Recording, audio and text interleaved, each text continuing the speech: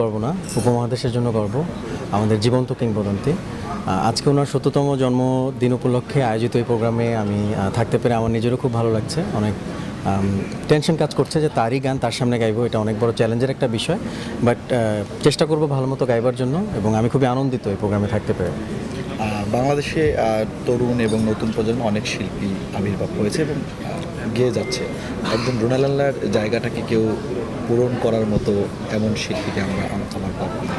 দেখুন, এটা অনেক বড় একটা কথা, কজ একজন রুনালাল্লাহ, শ্রদ্ধেয় রুনালাল্লাহ ম্যাডাম হওয়া এত সোজা না, এটা ৭০ বছরের সাধনা।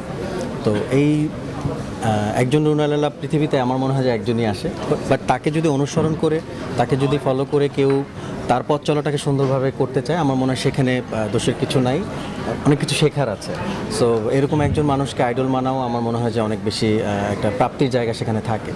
তো তার জায়গার শূন্যস্থানটাকে পূরণ করতে পারবে কিনা সেটা তো আসলে সময় বলে দিবে, বাট আমার মনে হয় যে সবার ওই রকম পরিচর্যা অনুশীলনটা দরকার, তাহলে হয়তো দেশকে অন্তত ভালো কিছু দিতে আমরা কি পারবে। সেরকম পরিচর্যা বা সেখানে মূল্যায়নের কথা তো আসলে আসেই না, সেটা তো অনেক বড় একটা ব্যাপার।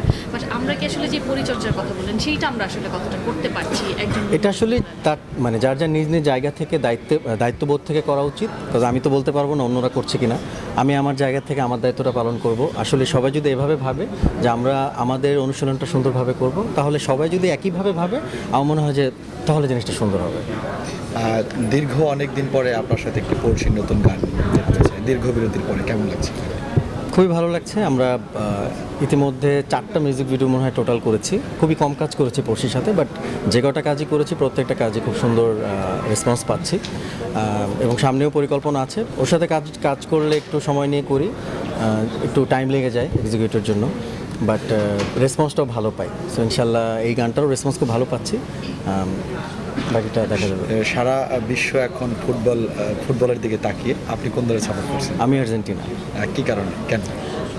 ছোটোবেলা থেকে ফ্যামিলি সাপোর্ট করতো এবং আমিও ছোটোবেলা থেকে খেলা দেখে ভালো লাগতো আমার, এবং আমার স্কাই ব্লু কালারটা খুবই পছন্দ। সব কিছু মিলে আর্জেন্টিনাকে ভালো লাগে। ফ্যামিলি থেকে অন্য কোনো দলের সাপোর্টার নেই কেউ? না না, একদমই না, একদম টোটালি আর্জেন্টিনা। জার্সি দেখে, কালার দেখে? নো নো নো নো, এটা তো সেটা খেলা, সেটা ছোটবেলা থেকে তো নিশ্চয়ই খেলা সেভাবে বোঝা হয়নি। আর্জেন্টিনার সাপোর্ট করার জন্য তো কয়েকজনের নামই যথেষ্ট। ম্যারাডোনা হতে পারে, বাতিস্তুতা হতে পারে, মেসি হতে পারে। সো এই কয়টা নামই আমার মনে হয় যথেষ্ট তাকে সাপোর্ট করার জন্য। কিন্তু সবাই তো বলে যে